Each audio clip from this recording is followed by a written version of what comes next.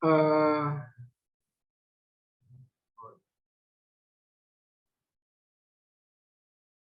bentar. Malah saya tutup. Alex, masih. Oke, selamat pagi semua. Selamat datang kembali di perkuliahan kita di semester yang baru. Di semester yang baru ini kalian ketemu lagi sama saya setelah bersemester-semester sebelumnya ketemu, baik di matematika terapan maupun di perhitungan kuantitas atau estimasi biaya. Di semester ini kita ketemu untuk mata kuliah statistika terapan. Ya, mata kuliah statistika terapan itu untuk semester ganjil tahun ajaran 2022-2023. Which is teman-teman sekarang sudah ada di semester ke-7 dari kehidupan kalian selama ini gitu ya. Dari semester 7. Sebentar.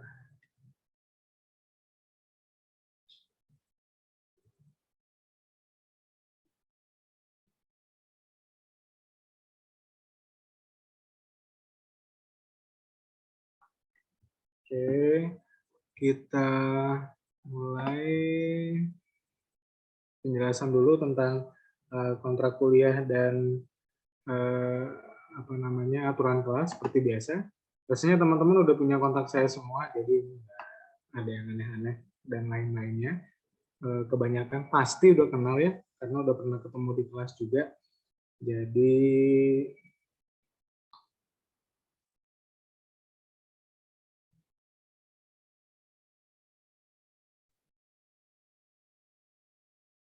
oke.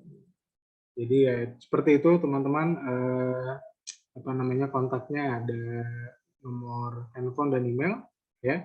Seperti biasa, kayak misalkan Oki sakit gitu ya, harapan saya sih ngomongnya ke saya seperti itu. Bukan harapan saya, cuma itu jadi kesepakatan kelas kalau teman-teman berhalangan hadir dan sebagainya, monggo dihubungi di kontak yang ada di layar.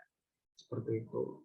Tidak harus by email, bisa juga via chat gitu ya. Via chat, via WhatsApp itu juga monggo. Aturan kelas ini untuk ditaati bersama. Seperti biasa teman-teman saling menghormati, saling menghargai di kelas gitu ya, baik secara online maupun offline kelasnya. Pertanyaan lalu apa istilahnya diskusi, kalau karena ada yang tidak paham, ada yang ingin menjelaskan bantu temannya, itu monggo dipersilahkan gitu ya, tidak ada rasa saling nggak enak atau malu dan sebagainya, itu yang saya nggak mau ada di kelas gitu ya. Termasuk saya ke kalian juga seperti itu. Kalau misalkan bercandanya mungkin kelewatan, itu diingetin gitu ya. Kebalikannya juga seperti itu. Teman-teman juga bercanda, tapi tetap ada barrier, ada batasan mahasiswa ke dosen itu seperti apa sih gitu ya. Jadi kita saling menghormati, saling menghargai sesama penghuni kelas di perkuliahan ini. Gitu ya. Time management ini toleransi keterlambatan waktu, presensi. Saya belum sempat buat, jadi buat pertemuan pertama nanti saya absenin aja teman-teman. Karena kayaknya iya sih habis ini ada kelas lagi. Nanti saya absenin aja dari absen yang offline. Tapi untuk pertemuan selanjutnya e-learning tetap dipakai presensinya, baik kita nanti kelasnya online maupun offline. Jadi kalau kelasnya offline teman-teman tetap di absen ya seperti biasa untuk hitung kompen juga yang terlambat berapa menit dan sebagainya. Dan di e-learning tetap jalan juga. Seperti itu ya, di e-learning tetap jalan untuk teman-teman presensi mandiri. Oke, tugas juga seperti biasa dikumpulkan via e-learning. Instruksinya pasti diberikan di setiap tugas gitu ya. Secara umum sih instruksinya sederhana ya. Yang penting satu file dalam PDF. Gitu. Dan sebenarnya itu aja. Oke, komunikasi tadi saya bilang kalau teman-teman tidak hadir atau mungkin kendaraannya mogok, macet, kena demo dan sebagainya, monggo kabarin gitu ya. Ada sakit, harus keluar kota dan seterusnya sehingga tidak bisa hadir, itu harapan saya juga ada komunikasinya. Saya pun seperti itu gitu ya. Misalkan saya terlambat tadi 15, rupanya lebih dari 15 menit ya. dihitung sama buka laptop dulu, connect ke internet kampus dulu, terus buka Zoom-nya dulu, buka PPT-nya dulu, buka Excel-nya dulu lebih gitu ya. Itu juga dikomunikasikan, jadi teman-teman nggak nunggu-nunggu atau misalkan saya tidak bisa hadir juga pasti akan diberitahukan terlebih dahulu gitu ya, terkait dengan pengaturan waktu kita. Pola belajar, kalau nggak salah kita kelasnya di 110 apa bukan ya? Saya juga lupa sih. Nanti kita ngikutin di jadwal aja. Terakhir sih saya lihat ini ya, kalau ganti berarti ngikutin yang paling terakhir lah. Itu sesi luring, kalau daringnya kita pakai Zoom. Sebenarnya kita harusnya pakai Google Meet, tapi saya mau bandel aja, saya nggak demen pakai Google Meet. Ya nggak demen aja gitu ya. Kalau presentasi tuh saya nggak bisa ngelihat kalian gitu. Jadi saya kayak bener-bener ngomong sendiri kalau di Google Meet itu. Jadi kalau kayak gini kan setidaknya masih ada muka yang bisa dilihat gitu ya. Nggak kayak ngomong sendiri gitu kan aneh gitu ya. Rupanya nggak ada siapa-siapa ngomong ketawa-ketawa sendiri. Itu aneh gitu kalau bagi saya. Jadi kita nanti mungkin curi-curi kelas mana kelas yang saya ajar sih kayaknya ada-ada aja yang ke bengkel ya. Jadi kayak KG1 ini kan lagi ke bengkel. Mau aja kita pakai sebentar, 1 atau 1,5 jam. Oke, kalau saya nggak masuk seperti dulu-dulu, mungkin saya paling males, bukan rada lagi, saya paling males emang buat nyari-nyari kelas pengganti, jam pengganti. Jadi biasanya nanti pakai video pembelajaran, di-upload di e-learning, teman-teman bisa tonton di sana, gitu ya. Aktivitas mandiri pasti ada, gitu ya, baik itu secara luring, luring berarti nanti entah kalian ngerjain soal atau ngapain gitu ya. Kalau daring biasanya juga di sesi akhir itu baru ada aktivitasnya yang menjadi tugas atau latihan yang tentunya nanti jadi dikumpulkan juga. Gitu ya. Teman-teman sudah semester 7, sudah tahun keempat, berarti sudah harus lebih tanggung jawab lagi sama hal-hal yang tadi dijelaskan, baik dari presensi, ada diskusi, ada tugas, ada ujian, dan sebagainya selama masa perkuliahan kita di mata kuliah statistika terapan ini. Gitu ya, sudah bukan lagi anak tingkat 1 seperti kita ketemu di awal dulu. Gitu ya, kalau dulu mungkin saya masih maklum kalau teman-teman masih ada transisinya dari SMA, tapi sekarang transisinya udah mau kerja, gitu ya. Jadi harapan saya tentu teman-teman bisa lebih konsisten dan lebih konsekuen sama yang dilakukannya. Ini dalam kondisi online, teman-teman, harapan saya kamera kalian nyala. Jadi yang belum menyala, nyalakanlah kamera kalian. Kecuali memang kalian ada kendala, gitu ya. Di awal tadi udah saya bilang kuncinya komunikasi. Oke, kalau misalkan device-nya rusak, kalau misalkan sinyalnya jelek, kalau di rumahnya lagi ada pembangunan gitu ya, ada tukang apa segala macam nggak kondusif dan seterusnya, itu baru bilang. Oke, kalau misalkan nggak bilang ya berarti harapan saya, ekspektasi saya minimal kalian hadir face to face. Ini kan face to face meeting, ya, bukan face to picture gitu ya. Kalian cuma kasih apa namanya profile picture atau avatar di Zoom-nya doang gitu ya, nggak seperti itu. Oke, kalau ke toilet atau lagi ada apa sebentar matiin itu ya apa-apa gitu ya. But in general teman-teman apa harapan saya dalam sesi daring itu kameranya dalam posisi menyala. Jadi monggo bagi yang belum menyala ntar aja deh saya tembak-tembakin. Terus apa lagi? E-learning seperti ini e-learning, jadi tidak ada yang lain-lain gitu ya.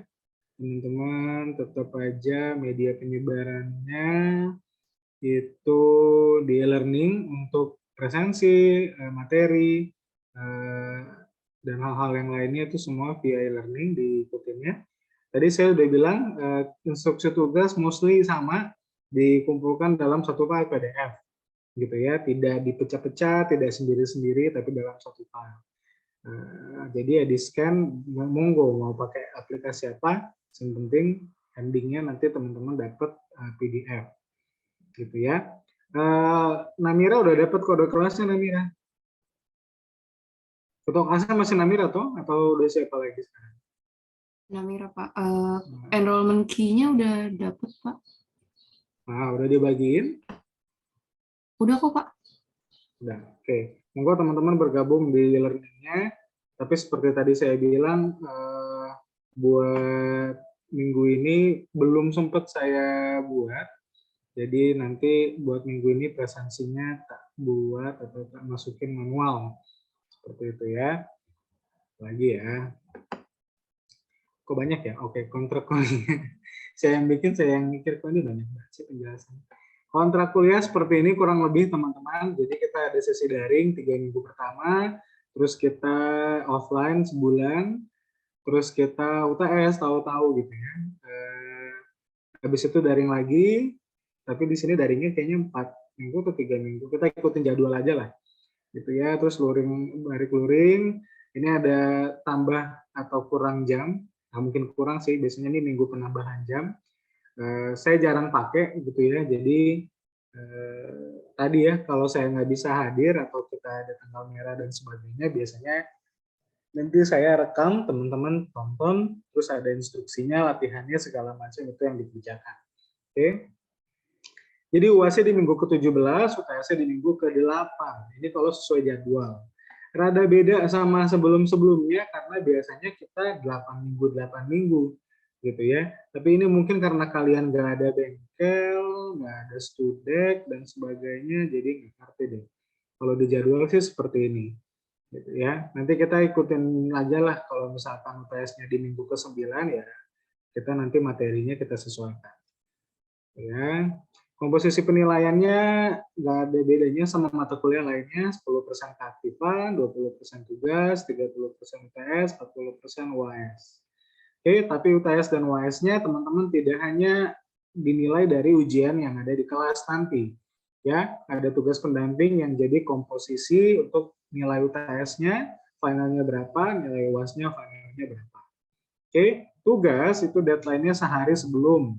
Karena kita kelasnya Rabu, berarti selalu dikumpulkannya paling lambat Selasa minggu depannya. Oke, itu deadline yang udah sangat longgar. Karena longgar, saya jadinya ngetatin kalau kalian terlambat. Gitu ya. Kalau kalian terlambat, jadinya nilai tugasnya possibly kalian nggak dapat full, meskipun benar-benar aja. Gitu ya. Jadi ya itu tadi ya, penilaiannya kan ada banyak komponennya dan itu tanggung jawab teman-teman semuanya. Oke, dari pengerjaan tugas sampai pengumpulannya sudah jadi tanggung jawabnya kalian. Oke, mencontek ini juga pelanggaran berat yang kalau di peraturan akademik ini langsung gagal seharusnya, tapi kayaknya saya nggak sejahat itu juga, tapi pasti ada konsekuensi, gitu ya, pasti ada konsekuensi. Monggo teman-teman mau diskusi, mau kerja kelompok, mau apa lagi, nonton video, mau apapun itu gitu ya, belajar bareng dan seterusnya silakan, tapi dikerjakannya tetap sendiri-sendiri. Tapi nulisnya tetap nulis sendiri, mikir sendiri gitu ya. Yang tidak saya perkenankan kalau ada tugas kalian salin plek-plek punya teman kalian. Nyocokin mah monggo-monggo aja ya. Nyamain gitu ya buat memastikan kalian atau teman kalian itu nggak ada yang salah hitung atau salah konsep, itu sangat diperbolehkan. Yang nggak boleh kalau kalian mengcopy, menyalin punya teman kalian. Seperti itu. Kalau tugas saja bisa kelihatan, apalagi pada saat ujian. Gitu ya. Kalau ujian, ini kalian ada 23 atau 24 mahasiswa gitu ya.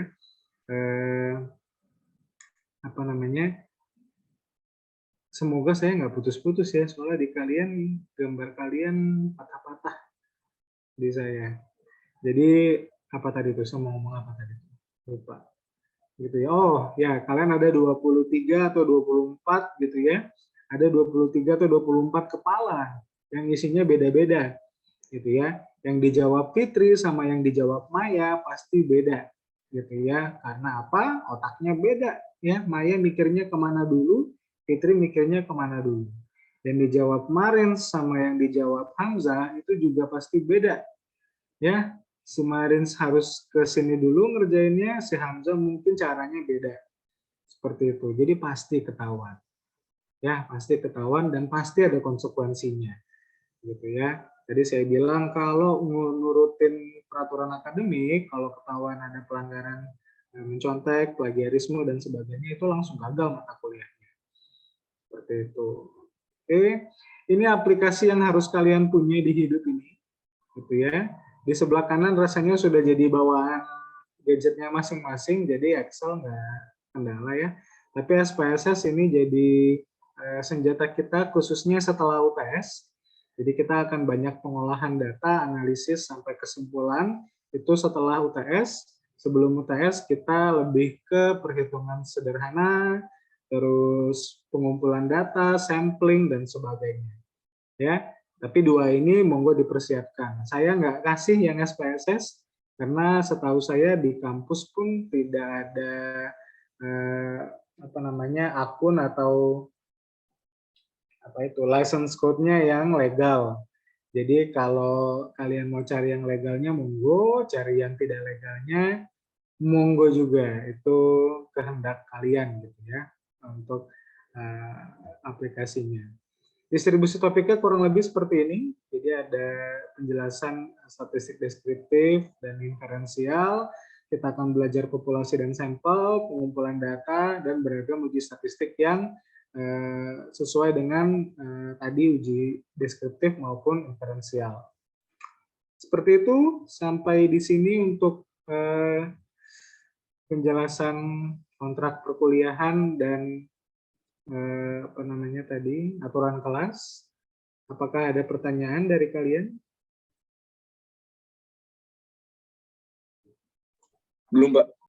Belum. Ini bukan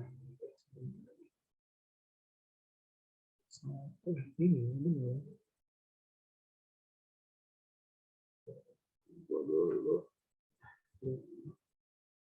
Oh ya, benar.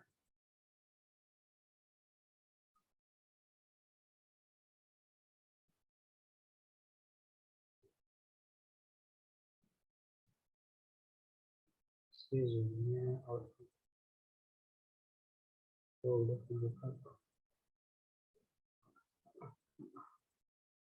Next screen. Nah, sambil nunggu, saya mau lihat dulu muka-mukanya. Mana Billy, mana Nadia? Bapak, kamera saya error, Pak. Kenapa kameramu, Neng? Nggak muncul. Nggak muncul? Oh iya, itu harusnya udah kelihatan. Oh, tidak bisa on cam ya. Si Billy kemana, Billy? Oh, Billy udah normal. Ya. Oke, nah kayak gini kan enak. Gitu ya. Monggo kalau tadi ya, saya bilang kalau kalian ada yang mau ke toilet atau mau kemana, monggo dimatikan dulu. Tapi pas balik ya balik gitu ya. Kalau kalian izin ke toilet terus sampai akhir kelasnya kameranya mati ya berarti tidur di toilet saya ngiranya nanti. Oke, kita masuk ke perkuliahan kita. Statistik, saya rasa hampir kita semua di sini pernah belajar ini pada saat SMA, gitu ya. Statistik terkait dengan data, terkait dengan hitung-hitungan dan hal-hal lainnya. Seperti itu. Saya tuh nggak pede. Suara saya kalau putus-putus bilang ya. Oke. Pak. Soalnya kalian entah kenapa di saya gambarnya selalu macet, selalu apa istilahnya, patah-patah. Gitu. Jadi saya nggak pede. Nanti saya ngomong panjang-panjang, kalian dengarnya pendek-pendek. Oke, tapi di sini nggak sebatas statistika yang hitung-hitung tadi, kita akan lebih dalam melihatnya sebagai suatu ilmu keseluruhan, di mana di sini teman-teman akan belajar bagaimana cara mengumpulkan, mengklasifikasi, menyajikan, menginterpretasi, sampai menganalisis data yang kalian punya, untuk mendukung suatu penarikan kesimpulan yang valid dan berguna sampai teman-teman bisa mengambil keputusan. Gitu ya. Jadi di sini banyak kata-kata kuncinya, mengumpulkan, mengklasifikasikan, menyajikan dan sebagainya, yang menghitung malah mungkin hanya sebagian kecil gitu ya. Menganalisis tentu sebelum dianalisis teman-teman dihitung dulu pasti, gitu ya. Malah adanya di situ. Yang lain-lain itu kebanyakan aktivitas-aktivitas yang non ngitung, tapi sebenarnya itu bagian dari statistika juga. Yang gunanya supaya kita bisa menarik suatu kesimpulan, suatu hal untuk kita menjadi punya dasar dalam pengambilan keputusan. Seperti itu. Ya, saya mau tanya sama ini mau ngeliat. Nah, saya mau tanya sama siapa ya? Sama Tiara. Tiara, Iya, Pak. Tiara udah mandi belum? Oh, Belum, Pak. pertanyaannya menjebak. Belum. Semalam mandi ya? Mandi. Mandi. Biasa pakai sabun apa di rumah, Tiara? Sabun Gift, Pak. Sabun Gift. Kenapa pakai sabun Gift? Karena belinya yang itu. Belinya yang itu, ya. Kenapa belinya Gift? Saya nggak tahu juga, dibeli. Pak. Nah, yang beli siapa emang? Orang tua. Iya. Beli orang tua ya, benar juga sih ya. Yang beli orang tua ya dia pakainya itu ya. Oke. Nah, contoh-contoh produk-produk iklan gitu ya. Sabun, sampo, pasta gigi dan sebagainya. Kalian mungkin suka dengar iklan-iklannya ngomong 9 dari 10 keluarga menggunakan produk Gift gitu ya, atau menggunakan pasta gigi tertentu yang apa tuh sensitif apalah gitu-gitu ya untuk gigi-giginya yang seperti apa. 9 dari 10 wanita gitu ya menggunakan ini dengan rambut yang panjang dan sebagainya gitu-gitu ya. Itu semua sebenarnya ada dasarnya. Itu semua sebenarnya ada apa ya saya bilangnya, ada prosesnya sampai orang bisa bilang 9 dari 10, 8 dari 10 gitu ya, menggunakan produk atau barang tertentu gitu ya. Seharusnya mereka atau tim iklannya itu pasti sudah ada datanya terlebih dahulu gitu ya. Ada data yang dia kumpulin, dipisahin sama dia, terus disajikan dan diinterpretasikan seperti tadi gitu ya. Si Tiara misalkan masuk ke segmen keluarga-keluarga yang pakai produknya produk gift gitu. Yang perlu dilihat sebenarnya cara pengumpulannya ya. Kalau misalkan itu kerjaannya si Matthew, kita harus tahu dulu si Matthew pas ngumpulin data itu seperti apa gitu ya. Siapa tahu dia nongkrongin gitu ya di depan toko atau di depan minimarket. Terus siapa yang belanja apa kan beda merek tuh yang disebut. Siapa yang belanja sabun Gift tadi ditanya sama dia, tadi beli nggak sabunnya, produknya gitu ya. Terus dibeli deh, dipakai gitu sama orangnya. Ya udah berarti si Tiara dan keluarganya tadi masuk ke bagiannya gitu ya. Si Zahira beli produk lain yang berbeda dari yang dipakai sama Tiara. Terus nggak ditanya lah sama orangnya ya, sama si Matthew tadi. Ya, sehingga terbentuklah tadi 9 dari 10 orang, 8 dari 10 orang gitu ya. Sampai jadinya kesimpulannya seperti itu. Dan itu jadi mungkin masuk ke otaknya kita, alam bawah sadar kita, wah produk ini bagus nih karena yang pakai 9 dari 10 gitu ya. 8 dari 10 menyatakan berhasil dengan gigi sensitifnya jadi lebih baik dan seterusnya. Ya, waktu bahasa iklan banyak sekali. Tapi sebenarnya basic di belakangnya itu ada statistik yang mereka kerjain. Gitu ya, dari pengumpulan data sampai mereka bisa interpretasi kenapa bisa bilang kesimpulannya seperti itu. Gitu ya. Itu contoh-contoh bagaimana kita bisa menginterpretasi atau menyajikan sampai jadi kesimpulannya seperti tersebut. Oke, kalau buat kalian kan mau skripsian, ya, mau skripsian pasti kan ada prosesnya ya, yang harus ditulis, yang harus dikerjakan gitu. Kalian anak TKG harusnya semester ini juga dapat mata kuliah metodologi penelitian. Jadi pasti sama Bu Dia atau sama pengajarnya itu akan belajar latar belakang atau teori yang kalian gunakan di topiknya teman-teman yang sudah ditentukan atau kalian sepakati, gitu ya. Statistika akan berperan di tengah-tengah dari metode sampai analisis, gitu ya. Metode meskipun kalian ngitungnya mungkin tidak pakai rumus-rumus statistik, tapi kalau kalian ada pengumpulan data, ada pakai instrumen, apalagi pakai sampel, itu sudah menggunakan konsep statistik sebenarnya, gitu ya. Penyajian data kalian buat tabel aja gitu ya, itu sudah bagian dari statistik sebenarnya. Ya, buat tabel, buat chart gitu ya. Kadang kan suka diminta dosennya, ini daripada dijabarin mending kamu bikin gambar gitu ya. Kamu bikin alur, kamu bikin diagram dan sebagainya. Itu udah jadi bagian dari statistika sebenarnya. Sampai analisisnya teman-teman nyari rata-rata aja, teman-teman nyari modusnya mungkin, atau disimpulkan secara statistik. Kita nanti di setengah semester terakhir akan bahas banyak sekali uji-uji hipotesis, itu ya tentu bagian dari statistika, gitu ya. Instrumen pun seperti itu. Ya, baik dalam pengumpulan data kalian harus memastikan instrumennya benar dan menentukan instrumen yang benar, tepat, sesuai, itu juga perlu statistika di dalamnya.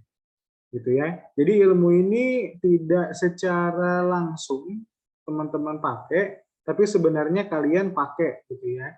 Meskipun kalian ngerasa, Pak ini kan cuman begini gitu ya, tidak ada ngitung-ngitung yang mungkin beda sama teman kalian, perhitungannya lebih matematis gitu. Tidak, karena kan tadi kita udah lihat di sini ilmunya tuh luas, tidak sekedar menghitung. Ya, dari ngumpulin sampai menganalisis itu udah jadi bagian dari ilmu statistika sendiri. Gitu ya. Di sini terapan yang kita akan lihat gitu. Kalau statistika biasa teman-teman hitung-hitung aja satu semester gitu ya. Tapi bukan di situ poin kita di perkuliahan ini. Oke, kita mulai dari analisis kuantitatif, teman-teman. Analisis terhadap data yang dapat dikuantifikasi. Ya, yang berbentuk kuantitas atau angka atau dapat dihitung atau dapat dibuat menjadi bentuk kuantitas, dapat dibuat ke dalam bentuknya numerik. Seperti kalau teman-teman isi kuesioner, ya, kalian rasanya sudah bertubi-tubi, beberapa kakak tingkat kalian sudah sering minta ngisi gitu ya. Opsinya ada 1 sampai 5, ada sangat tidak setuju dan sebagainya. Itu bisa dikemas, bisa dibuat dalam bentuk angka, gitu ya. Jadi kalau satu pernyataan teman-teman jawabannya tidak setuju, itu ada nilainya. Tidak setuju itu nilainya berapa, gitu ya. Itu yang di bawah saya tulis, saya sebut sebagai data yang dapat dikuantifikasi, data yang dapat kita interpretasi sebagai angka, gitu ya. Ada kesamaannya dengan angka tertentu. Oke, jenis penelitian untuk analisis kuantitatif itu ada 2, statistik deskriptif dan statistik inferensial. Statistik deskriptif sendiri adalah teknik analisis data yang dilakukan dengan hanya memberi deskripsi atau hanya memberi gambaran terhadap data yang dihimpun tanpa kita memberikan kesimpulan yang bisa diperumum. Contoh, di sini ada 23. Minus saya berarti 22. Ya, dari 22 yang pakai kacamata rasanya lebih dari setengah. Nah juga sih. Malah kebalikannya ya, yang pakai kacamata sedikit ya, kayaknya hanya 3, 4, 5 mungkin yang pakai kacamata. Gitu ya. Berarti saya bilang sebagian besar dari mahasiswa 4 TKG 1 itu tidak menggunakan kacamata. Titik. Ya, titik sampai situ. Saya nggak bisa bilang mahasiswa 4 TKG 1 berarti rajin makan wortel. Ya, tidak itu kesimpulannya. Saya nggak bisa bilang mahasiswi 4 TKG 1 jarang membaca. Ya, bukan itu kesimpulannya. Mentang-mentang nggak pakai kacamata jarang baca nih, berarti hobinya tidur dan rebahan gitu ya. Tidak seperti itu ya, kesimpulannya nggak seperti itu. Kalau kita hanya deskriptif aja, gambaran aja, ya udah seperti itu aja, bahwa kelas 4 TKG 1 sebagian besar tidak menggunakan kacamata. Selesai. Gitu ya. Nggak ada kesimpulan yang kita umum, apakah kelas ini rajin, apakah kelas ini apa tadi tuh suka makan wortel atau gimana gitu ya, tidak ada kaitannya gitu ya. Tapi ini bisa digunakan apa enggak? Bisa gitu ya, memberi penelitian untuk kita mengeksplor dan memberi deskripsi. Ya, contoh lain dari penelitian atau data statistik deskriptif itu EDOM. Ya, kalau di EDOM kan teman-teman ngasih apa tuh penilaian gitu ya, ada pertanyaan lalu kalian menilai dosennya selama 1 semester seperti apa pengajarannya dan sebagainya.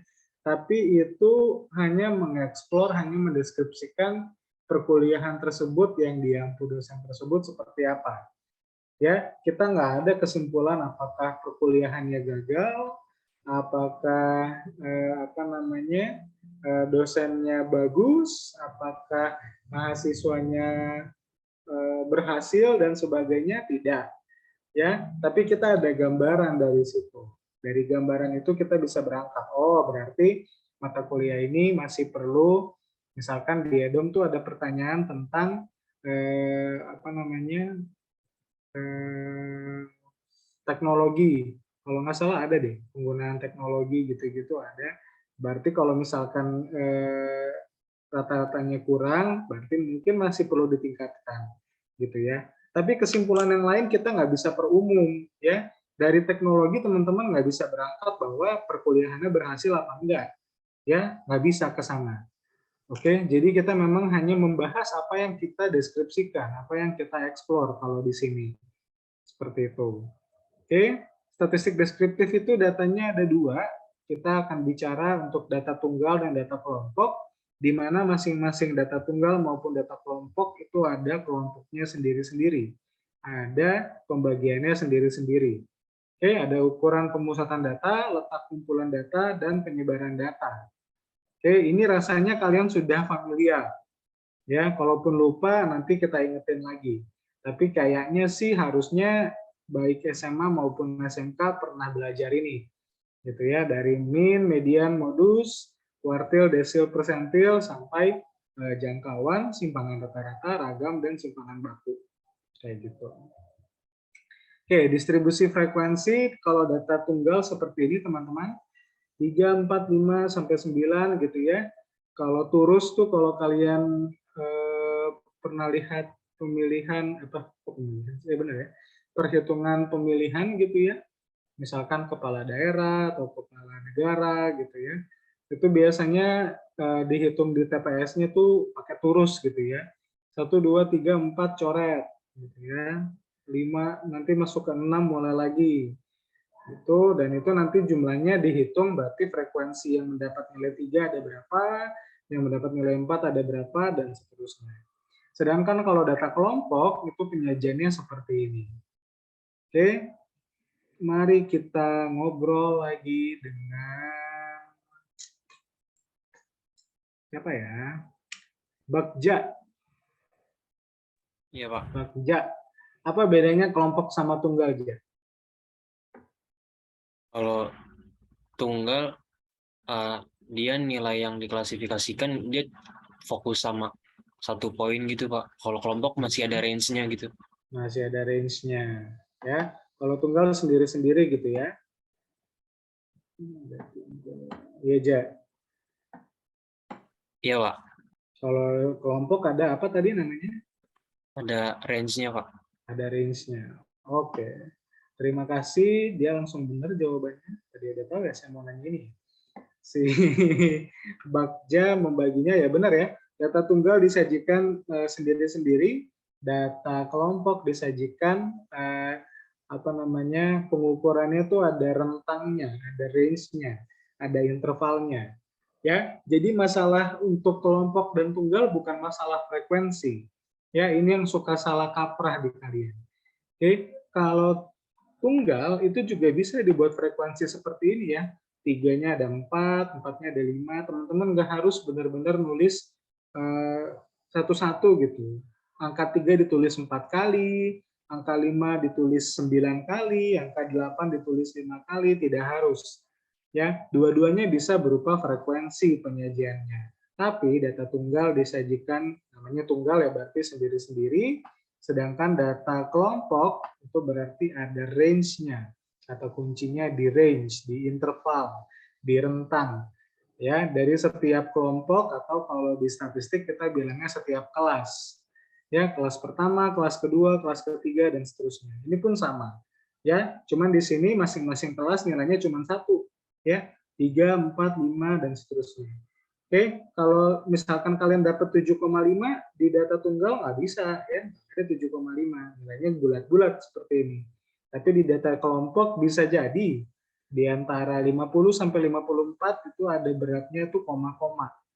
Ya, 50,3 misalkan itu bisa jadi masuk ke sini. Seperti itu. Kenapa tadi kata kuncinya disebut si Bagja ada range-nya untuk data kelompok. Oke, di data kelompok ada beberapa istilah yang kita kenal. Ada batas, ada tepi, ada lebar. Oke, batas kelas untuk kelas pertama, ya, untuk kelas pertama batas atasnya berarti yang ada di ujung kanan, oke, yang ada di atas itu nilainya 19. Sedangkan batas bawah, ya berarti yang ada di bawah ya, nilainya 15. Iya, 15. Kalau tepi seperti apa? Tepi. Mari kita lihat.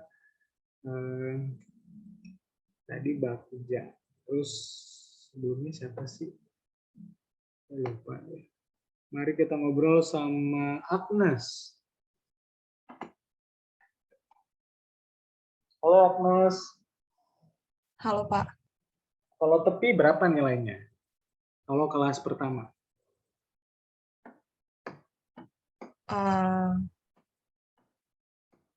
Ditambah 0,5 dikurang 0,5. Nanti kalau tepi atas berarti batas atasnya 18,5, batas bawahnya 19,5, batas bawahnya 14,5. 14,5. Ya. Kenapa bisa setengah? Dapat dari mana setengahnya? Dari rumus. Ya, Mas ya. Iya. Oke, sekarang kita lihat contoh yang kedua. Mas. Kalau tadi kan kita punya batas atas, batas bawah. Kalau kelas pertama 19 sama 15. Di kelas kedua, ini penyajiannya tidak bulat-bulat, tapi koma-koma. Batas atasnya kelas pertama itu 44,1, 44,1, batas 1. Batas bawahnya 30,7. 30,7. Kalau seperti ini, tepi atas sama tepi bawahnya berapa? Masih saya Pak. Oh, mau jawab nggak? Boleh. Boleh. 44,6 sama 30,2. 4,6 sama 30,2. Kalau 44,6 kan udah masuk ke sini. Udah masuk ke kelas kedua nih. Kelas kedua kan 44,2 sampai 57,6. Kalau kita lihat di di contoh pertama, kita punya batas atas sama tepi atas jadinya 19,5. 19,5 itu tidak masuk ke kelas kedua. Ya, kelas kedua kalau kita lihat batas bawahnya 20, batas atasnya 24. Ya, 20 sama 24. Jadi pas di sini si 19,5 ada di antara 19 sama di antara 20. Sekarang kita lihat kalau yang kalau yang di sini. Berarti berapa angkanya supaya dia tetap ada di antara batas atas kelas pertama sama batas bawah kelas kedua.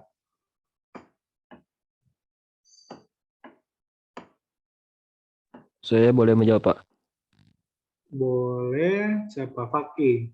Gimana, Ki? Iya, Pak. Jadi ditambah 0,05, Pak. Jadi Ditambah tengah-tengahnya. 0,05. di tengah-tengahnya. Berarti tepi atasnya jadi berapa? Iya, berarti jadi 44,15. 4,15, tepi bawahnya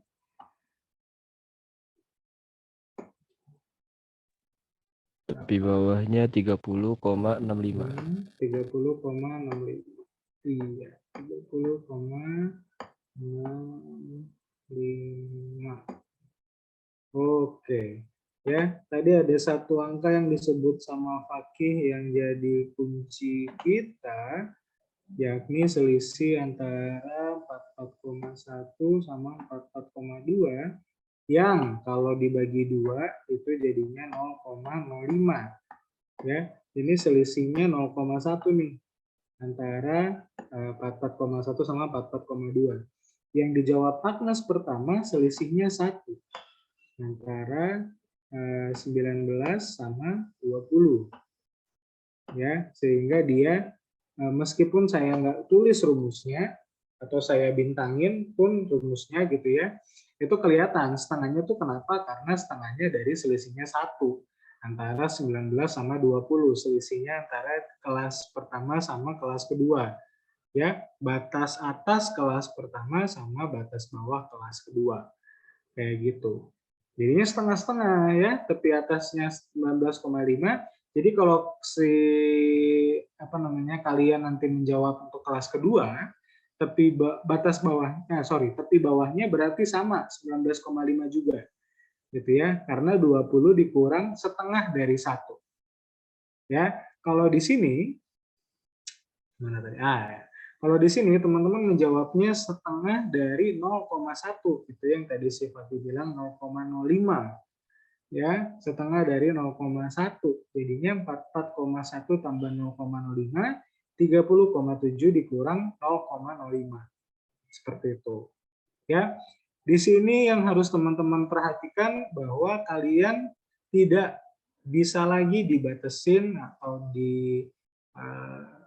dibatasin ya. Untuk menyajikan data itu selalu dalam bentuknya bilangan bulat. Gitu ya. Teman-teman sudah harus ngerti juga, bisa juga untuk menyajikan data dalam desimal seperti di contoh yang kedua ini. Gitu ya. Dengan komponen-komponen kalian paham juga gitu ya antara masing-masing komponen. Seperti itu.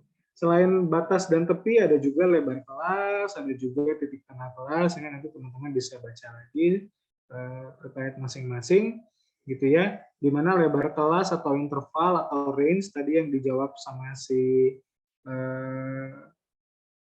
Bagja itu ada juga ya di sini gitu ya. Sehingga kalau contoh pertama teman-teman kita lihat lebar itu adalah tepi dikurang tepi ya, bukan batas dikurang batas. Jadi kalau contoh pertama kita tanya atau kita jawab lebarnya berapa, itu bukan 4 ya, kalau 4 kan 19 kurang 15 4. Oke, tapi lebarnya 5 ya, dari 19,5 sama 14,5 yang dijawab Agnes tadi. Oke, atau kalian bisa lihat dari selisih setiap nilai tengahnya. Selisih dari setiap nilai tengahnya. Ini 17 sama 22 selisihnya 5. Ya, 37 sama 42 selisihnya 5. Ya, 52 sama 57 ini juga selisihnya 5. Ya, selisihnya pasti selalu sama untuk setiap lebar kelas yang konsisten. Gitu ya, selisihnya konstan. Sehingga di sini teman-teman ya tinggal dikurangin ya. Ini dikurang ini berapa? Hasilnya pasti sama kayak ini yang saya kasih tanda tanya di sini dikurang sama kelas sebelumnya. Oke, sama juga sama 77,9 dikurang ini yang saya kasih tanda tanya. Ini hasilnya pasti sama kalau kita cari selisihnya. Ya. Lalu apa lagi sih? Oke, cara menyusun tabel itu ada 2 pendekatan. Yang pertama kita tentuin dulu lebar kelasnya berapa, gitu ya. Tentukan dulu lebar kelasnya berapa. Cara menentukan lebar kelas itu dari jangkauan dibagi banyaknya kelas yang kita kehendaki. Ya, di mana jangkauan adalah selisih data tertinggi sama data terendah. Misal datanya itu adalah terkait jarak dari kediaman kalian Ya, kalau yang ngekos berarti hitungannya dari kosan, kalau yang dari rumah berarti dari rumah ke kampus gitu ya. Misalkan paling dekat itu 1 kilometer, paling jauh misalkan 20. Berarti 20 kilometer selisih data tertinggi dikurang 1 kilometer selisih data terendah. Jangkauannya berarti 19. Gitu ya, 19. Untuk untuk cara yang pertama, teman-teman tentukan sendiri banyak kelasnya mau berapa. Gitu ya. Banyak kelas tuh ini ya, banyaknya kelompok ini dari 1, 2, 3, 4, berarti banyak kelasnya ada 4. Ya, ini ada 3, 4, 5, 6, 10. Kalau ini banyak kelasnya ada 10. Misal teman-teman mau punya banyak kelas itu ada 5. Ada 5, berarti ini lebar kelasnya 4, sekian. 4, bla bla bla. Ya. Nah, satu kunci yang saya biasanya pakai kalau menyajikan data gitu ya di jurusan itu sering gitu ya, ada hibah, ada apa, terus diminta nyajin data itu biasanya kerjaan saya. Ini biasanya saya genepinnya ke atas. Ya, jadi kalau selisih lebar kelasnya 4, sekian, saya biasa genepinnya jadi ke 5. Meskipun mungkin 4-nya 4 kecil ya, 4,1, 4,2 gitu ya. Biasanya kan kalau komanya rendah itu kita tariknya ke bawah. Tapi kalau saya lebih cenderung untuk narik ke atas. Supaya apa? Supaya memastikan semua data itu kemungkinan besar pasti masuk. Gitu ya. Misal 20 di sini itu nggak pas 20. Gitu ya. Misalkan 20 di sini itu Rizik dia 20,3 gitu ya. Sedangkan kalau kita pakai pas-pasan, si Rizik berarti kan nggak masuk kemana-mana. Karena kelas paling ujungnya stop di angka 20. Gitu ya. Itu mengapa saya cenderung saya gedein lebarnya. Gitu ya, dinaikinnya, tapi yang nggak yang dari 4, jadi 10 gitu, nggak gitu juga gitu ya. Disesuaikan sama perhitungannya. Oke, atau misalkan si Rifan dia nggak nyampe 1 kilo ya, dia kosannya di belakang banget gitu ya, paling 500 meter atau berapa. Kalau kita batasin sampai 1, ya itu tadi, nanti nggak masuk dia di data yang kita sajikan. Gitu. Cara yang kedua, kita menentukannya banyak kelasnya dulu. Oke, banyak kelas itu dihitung pakai cara ini, 1 tambah 3,3 dikali log N. N-nya itu jumlah data, berarti kalau kelas ini ada 24, jumlah datanya dicari log 24 berapa. Gitu ya. Ini juga sama, kalau ketemu K-nya koma-koma, misalkan di sini ketemu K-nya tadi ya 4,3 misalkan, saya cenderung ini digenapkan jadi 5 banyak kelasnya. Ya, dengan alasan sama ya, supaya datanya semua kemungkinan untuk terangkut, terekam, masuk ke kelas-kelasnya atau tabel-tabelnya itu lebih besar. Kalau ketimbang kita bikin dia banyak kelasnya jadi 4. Seperti itu. Ya, di sebelah kanan ada catatan. Ya, kedua cara bebas, teman-teman mau pakai ngitung mana dulu, sok aja, monggo aja, gitu ya. Dengan syarat interval datanya sama. Ya, di sini saya meminta teman-teman untuk menggunakan interval yang sama. Jadi kalau kelas pertama 1 sampai 4, kelas kedua berarti 5 sampai 8. Ya, dan seterusnya. Oke, ini syarat yang saya minta kalau kalian menyajikan data berkelompok gitu ya, berfrekuensi. Tapi ada tapinya. Bukan berarti data yang kelasnya itu range-nya beda-beda itu salah. Ya, tidak berarti data yang penyajiannya range-nya beda-beda itu salah. Contohnya mungkin kalian pernah melihat laporan apa gitu ya, di mana pembagiannya itu berdasarkan umur, gitu ya. Anak-anak biasanya dihitung umurnya dari 0 sampai SMA biasanya 18 gitu ya. Lalu nanti ada usia remaja itu mungkin dari 18 sampai 22. Misalkan seperti itu. Lalu ada lagi usia dewasa, ada usia lansia, itu kan range-nya beda-beda. Ya, apakah penyajian data seperti itu salah? Jawabannya tidak. Ya, itu juga benar. Oke, penyajian data yang seperti itu juga benar gitu ya. Tapi di situ kita tidak bisa kalau tadi kan kita belajar mengeksplor atau mendeskripsikan data. Kita nggak bisa banyak mendeskripsikan gitu ya. Kalau di sini mana tadi contohnya? Nah, kalau di sini teman-teman bisa bilang bahwa kecepatannya itu ada di interval yang sini, range-nya yang 57 sampai 71 gitu ya. Karena memang setiap kelompok, setiap kelas itu pembagiannya sama. Seperti itu. Jadi kita bisa bilang ini frekuensi yang paling tinggi, berarti rata-rata kecepatannya atau sebagian besar kendaraan ada di sini kecepatannya. Oke, kalau yang tadi usia, belum tentu kita bisa melakukan atau menyatakan hal yang sama. Gitu ya. Range-nya kan beda. Ya, mungkin karena tadi remaja range-nya hanya 3-4 tahun, jumlahnya tentu lebih sedikit ketimbang yang terhitung usia dewasa. Anggaplah sampai 50 tahun atau 60 tahun gitu ya. Yang lansia juga mungkin lebih sedikit karena dia range-nya itu tentu lebih pendek daripada range-nya yang tadi dewasa atau anak-anak seperti itu. Ya, sehingga kita ada keterbatasan kalau kita menyajikannya tidak dengan interval yang sama. Oke, jadi ini syaratnya yang saya minta di kalian sesuaikan dengan intervalnya yang sama. Ya. Penyajian data selanjutnya ini untuk menampilkan data. Ini sebenarnya sudah masuk ke penyajian data juga, tabel-tabel seperti ini, gitu ya. Kita akan lihat ada beberapa jenis tabel lainnya. Yang pertama ada tabel frekuensi kumulatif data. Ya, jadi di sini teman-teman selain frekuensinya aja, kalian juga kumulatifkan. Oke, kumulatifkan bisa kurang dari, bisa lebih dari. Contoh yang di layar yang kurang dari.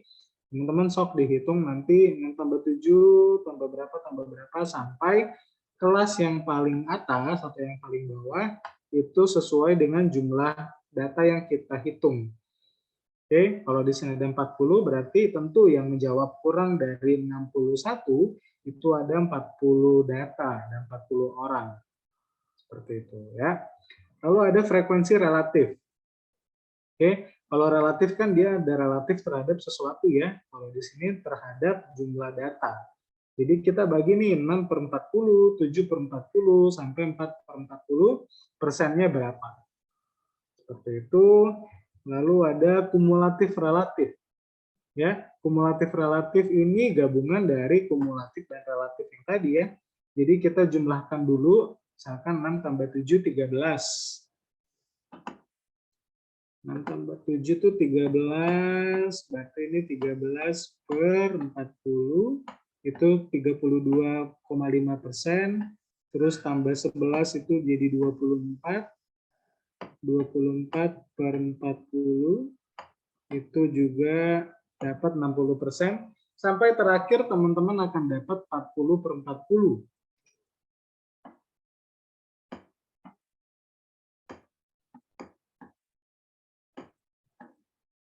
40/40 atau 100%. Seperti itu ya. Jadi kita menyesuaikan yang dikumulatifkan kita cari relatifnya terhadap jumlah. Oke, ini juga bentuk-bentuk jenis-jenis penyajian data. Tentu tadi ada satu kalimat yang sesuai dengan informasi yang mau disampaikan apa. Gitu ya. Jadi penyajian data itu tidak berdasarkan biar cakep gitu ya, biar sekedar biar rapi, enggak, tapi tentu yang terutama adalah sesuai sama mau menyampaikan informasinya apa. Gitu ya. Apakah perlu disampaikan dalam bentuk tabel atau dalam bentuk penyajian lainnya. Misal yang pertama dalam bentuk diagram pencar atau scatter plot. Ya, diagram pencar seperti ini. Kalau teman-teman olah di Excel biasanya langsung muncul garisnya gitu ya. garis apa namanya hubungnya untuk menunjukkan kondisinya apakah dia meningkat, menurun dan sebagainya. Itu contohnya penghasilan versus pengeluaran. Diagram kedua adalah diagram lingkaran. Ya, diagram lingkaran atau pie chart ini contohnya misalkan data. Oke, nah ini contoh penyajian yang salah nih. Ya, karena di sini 29%, tapi di sini 23 dari sekian. Kayaknya ini harusnya yang banyak 11 sampai 20. Tapi di gambar yang banyak malah 1 sampai 10, ya. Ini tolong jangan diikuti yang seperti ini ya. Kayaknya yang kanan nih data yang lama atau kebalikannya gitu ya. Tentu harus sesuai ya, data yang digambar sama data yang ditabel tidak boleh beda. Seperti itu. Ini beda nih. Nanti saya lihat nih salahnya di mana. Oke, terus ada diagram batang seperti ini.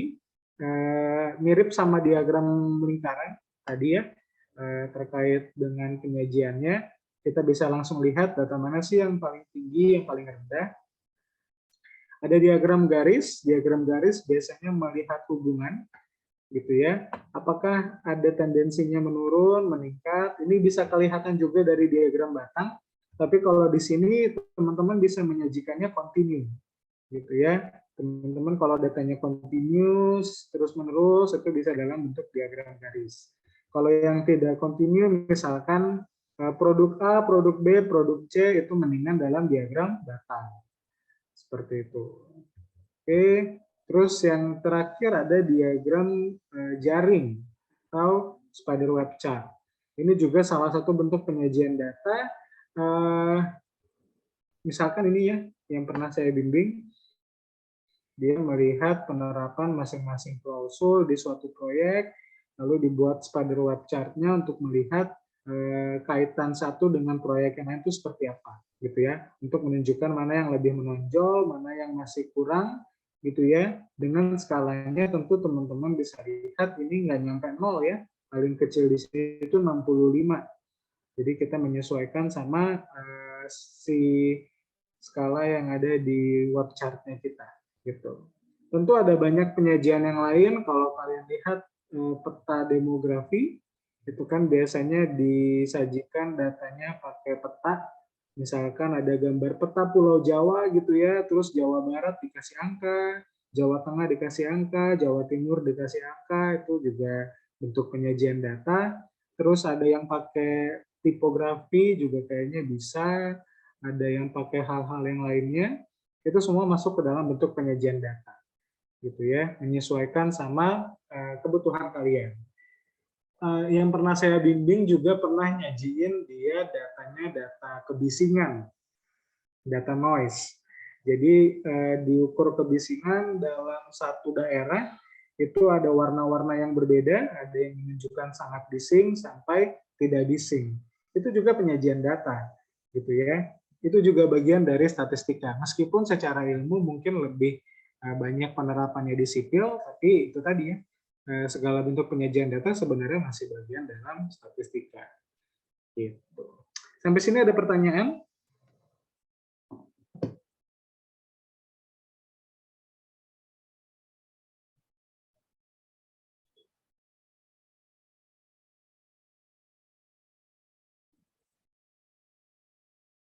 Apakah ada pertanyaan? Tidak ada. Kalau tidak ada, kita ada aktivitas mandiri bagi teman-teman. Secara berpasangan, buatlah penyajian data seperti diinstruksikan di layar. Jadi, teman-teman cari dua jenis data, satu data tunggal, satu data kelompok, dengan temanya COVID-19. Ya, dengan temanya pandemi COVID-19. Setiap pasangan wajib memilih subtema yang berbeda dengan pasangan yang lain. Rujukannya boleh sama, ya. Kalau ada nemu yang rujukannya bagus, itu bisa dibagi-bagi gitu ya. Penyajian data yang lengkap teman-teman dari pembuatan tabel sampai diagramnya seperti apa. Oke, nanti pengumpulannya seperti saya bilang selalu sehari sebelum. Dan di sini monggo teman-teman di-mention kalian ngambil data dari mana, gitu ya. Contohnya seperti di slide yang ini. Oke, yang teman-teman perlu cari adalah data yang di bawah. Oke, data yang di bawah ini yang teman-teman perlu cari. Contohnya seperti ini. Ini ada data, misalkan, waduh ini kurang bagus ya ini. Tabel penyajian di masing-masing daerah, di Bekasi, di Bandung, di Bogor, di Depok, dan sebagainya. Orang OPD itu apa ya? PDP itu pasien dalam pemantauan. Kasus positif yang aktif, positif yang sembuh, sampai meninggal gitu ya. Moga teman-teman buat penyajiannya, misalkan pasangan pertama itu yang di kota, di Jawa Barat. Misalkan seperti itu. Ya, pasangan yang kedua boleh nggak ngambil data yang sama? Boleh, tapi lihatnya kabupatennya aja. Gitu ya. Jadi berbeda tapi boleh pakai data yang sama. Ini mungkin mana ya? Kalau nggak salah ada daerahnya, sorry ada tanggalnya. Ini mungkin data di bulan, let's say ini Juni 2020. Oke, kelompok yang lain boleh ngambil data di bulan Juli. Oke, kelompok yang lain lagi boleh ngambil data di bulan Agustus. Jadi satu sumber itu bisa buat rame-rame, nih ya, rujukan sumber yang sama, tapi kalian memilih subtemanya, saya maunya beda untuk setiap kelompok. Gitu ya, jangan ada yang dua pasangan, udah berpasangan terus bareng-bareng gitu ya, harganya masih, jangan seperti itu. Ya, dari data mentah seperti ini teman-teman bisa olah ke dalam bentuk seperti yang di atas. Ya, ini salah satu bentuk pengembangan dari diagram batang, gitu ya. Ini di Excel juga ada, setahu saya tinggal diklik-klik keluar, gitu ya, hasilnya untuk masing-masing cerita. Kalau yang kanan-kanannya ini mungkin kalian tambahin sendiri ya, diedit sendiri dan seterusnya. Ini juga bisa, gitu ya, untuk menjelaskan jawaban kalian seperti apa. Oke, berarti ini jumlahnya 347, ini jumlahnya 131, ini jumlahnya 8 dalam satu hari selama 1 bulan penyajiannya. Gitu ya. Ini bisa kalian tampilkan seperti ini. Oke, sampai sini ada pertanyaan lagi? Kalau tidak ada, biar saya bagiin kelompoknya.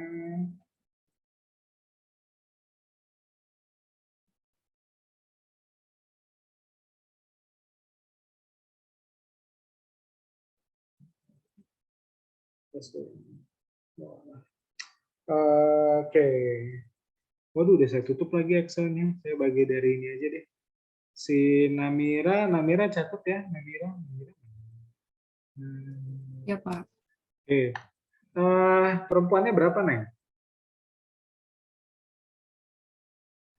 Ada 11, Pak.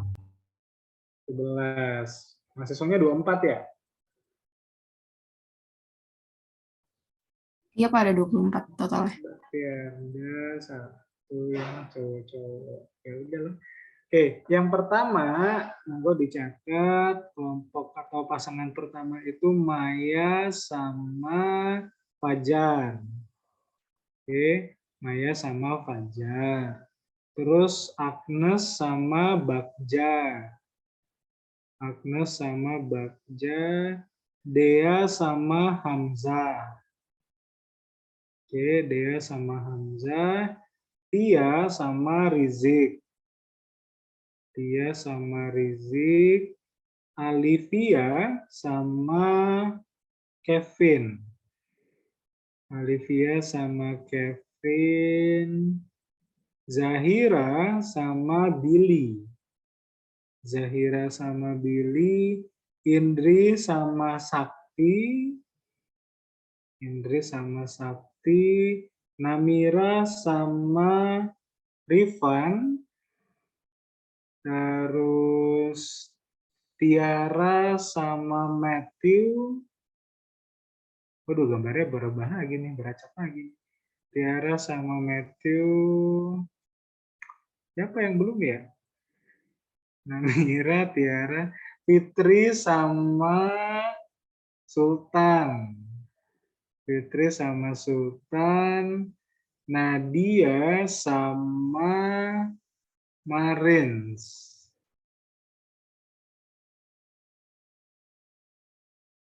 Eh, perempuannya ada yang masih belum nggak? Sudah semua, Pak. Sudah semua. Berarti sisanya siapa? Nah, itu saya yang nggak tahu. Saya, Pak. Oki sama yang Sama belum Oki. disebut siapa? Oke paling Pak. Oh, Oki. Sakit ya. Ya, berarti Oki sama Bima. Ya, itu. Posisinya pembagiannya seperti itu.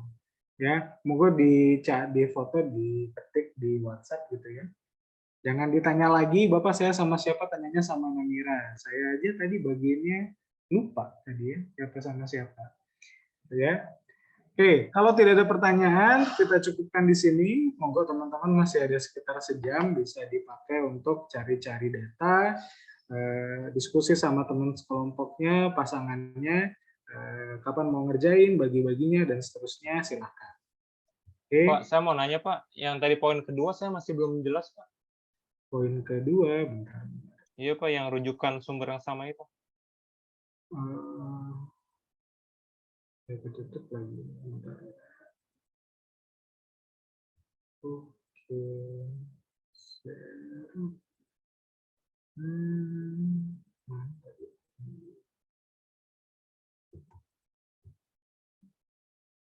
Ya, sumber yang sama tuh ini maksudnya.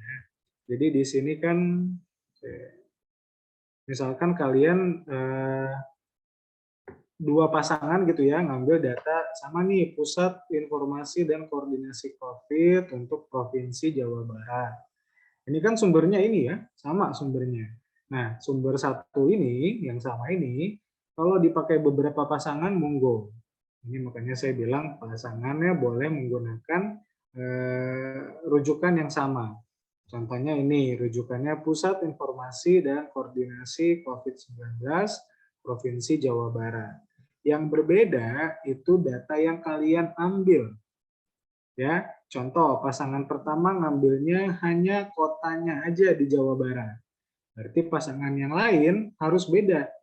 Gitu ya. Misalkan kabupatennya aja. Oke, atau misalkan dia ngambil semua tapi hanya menyajikan yang sembuh. Gitu ya, dalam 1 bulan. Atau misalkan kelompok yang lain ngambil datanya di bulan Juni, ini seingat saya ada milih tanggal tuh bisa. Nanti monggo dicari contoh yang lain juga mungkin ada. Gitu ya. Satu kelompok misalkan ngambil di bulan Juni, pasangan yang lain ngambil di bulan September. Misalkan ya, pasangan yang lain ngambil di bulan Desember. Itu monggo aja. Gitu ya. Dipilih yang berbeda. Maksud saya seperti itu. Jadi harusnya sih data COVID itu sangat banyak, nggak harus Indonesia juga gitu ya. Teman-teman bisa ambil data di mana-mana, itu sih. Tapi kalau mau sumbernya sama, yang penting yang dikelola, yang dijadikan dalam bentuk penyajian data, itu beda. Maksudnya seperti itu. Tuh, ya. Terjawab, Sakti? Iya Pak. Pak, terus Oke. untuk subtema yang berbeda itu dari tema utama yang dari COVID-19 pandemik itu kita kreasikan, iya kan Pak? Kayak tadi, misalkan subtemanya data tunggalnya misalkan dari data kota di Depok, di Jawa Barat gitu ya. Data kelompoknya misalkan supaya berkelompok kalian ngambilnya itu kayak gini, 30 hari. Tapi ini 30 hari masih tunggal ya, kasus sembuh meninggal. Mungkin di sini kalian harus cari data yang lain supaya dapat kelompok misalkan usia. Gitu ya. Usia kan bisa dikelompokin kayak tadi. Tadi bukan usia deh, tadi berat badan ya. Usia misalkan gitu ya. Di satu kota tuh tendensinya seperti apa. Gitu. Itu yang harus kalian cari. Kalau datanya seperti ini mah contoh yang di sini contoh untuk tunggal ya. Bekasi, Bandung ini nggak bisa dikelompokin nih. Gimana ngelompokinnya ya? Rentangnya, range-nya nggak tahu. Ada lagi?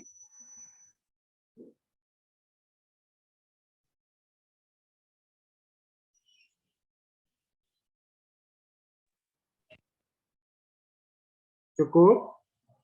Sepertinya cukup, Pak. Cuman saya mau minta PPT-nya aja, Pak. Apabila diperbolehkan. Boleh, mah boleh. Ya, Cuman makasih, Pak. Cuma ada cumannya. Nanti deh ya. Aduh, ya udah sesegeranya lah. Pasti sesegeranya. Ya. Baik, kalau tidak ada tadi ya masih ada 50-an menit. Monggo dipakai waktunya untuk diskusi sama pasangannya. Cari data gitu ya. Kalau nemu mau pakai data apa segala macam silakan. Saya kasih waktunya 50-an menit tadi. Lalu tadi seperti disampaikan tugasnya dikumpulkan di hari Selasa minggu depan. Seperti itu. Ya. Kalau tidak ada lagi kita cukupkan. Terima kasih semuanya kelas 4 PKG 1. Selamat siang. Sampai berjumpa lagi di pertemuan selanjutnya. Pak. Apa kamu Pak? Tadi sebelum absen Pak. Datang jam berapa Kevin? Aku. Jam 9 kurang kali Pak. Jam 9 apa? Sekarang 9.10. Kamu datang jam berapa? Tadi jam 9 kurang, kalau nggak jam setengah 9 Pak. Udah ya, ntar dihitung ya telatnya ya. Oke, sip. Kalau tidak ada, kalau Rifan tadi nggak lama dari saya mulai udah ngomong. Kalau Kevin saya udah lihat nggak ada. Tahu ada dia. Ya, oke. Sampai jumpa lagi di pertemuan selanjutnya. Selamat pagi, jaga kesehatan selalu. Terima kasih Pak. Pak. Makasih, Pak. Sama-sama.